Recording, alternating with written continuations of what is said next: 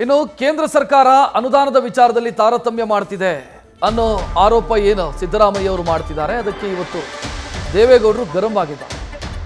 CM ಗಟ್ಟಿಯಾಗಿರಬೇಕು, ಪ್ರಧಾನಿ weak ಆಗಿರಬೇಕು, ಕೋರ್ಟಿಗೆ ಹೋಗಿದ್ದಾರೆ ಇವರು ಅಂತ ನಸು ನಕ್ಕಿದ್ದಾರೆ ದೇವೇಗೌಡರು.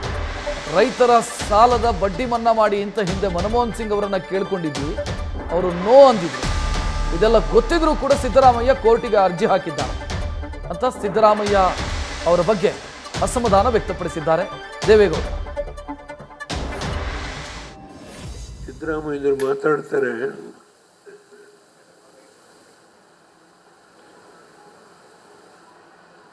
ಮುಖ್ಯಮಂತ್ರಿ ಬಹಳ ಗಟ್ಟಿಯಾಗಿರಬೇಕು,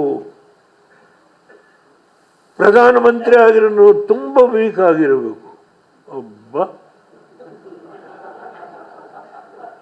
ಅವರ ಭಾಷಣ.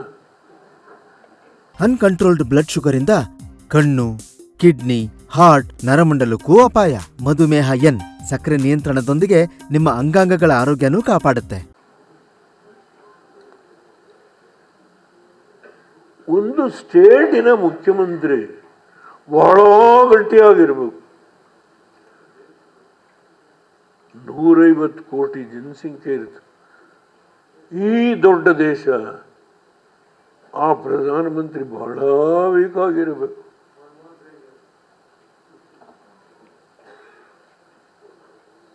ಕೋರ್ಟ್ಗೆ ಹೋಗಿದ್ದಾರೆ.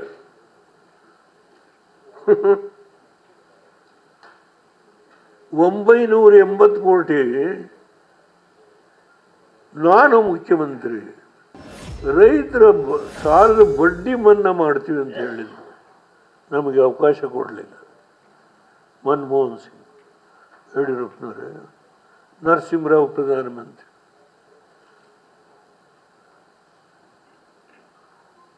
ನಾನಯ್ಯ, SS ಪಾಟೀಲ್, ಜಾಲಪ್ಪ, ನಾಬಾರ್ಡ್ ಸಂಸ್ಥೆ ಕಳಿಸ್ತೆ ಬಾಂಬೆ. ರಿಸರ್ವ್ ಬ್ಯಾಂಕ್ ಗವರ್ನರ್ ಹತ್ರ ನೋ ನೋ ನೋ ವಾಪಸ್. ಸಿದ್ದರಾಮಯ್ಯರೇ, ಇದು ಗೊತ್ತಿದ್ದು ನೀವು ಇವತ್ತು ಕೇಂದ್ರ ಸರ್ಕಾರದ ಮೇಲೆ ಕೋರ್ಟ್ಗೆ ಅರ್ಜಿ ಹಾಕ್ತೀರ. ಕೋರ್ಟ್ಗೆ ಅಷ್ಟೊಂದು weakest prime minister, strongest chief minister.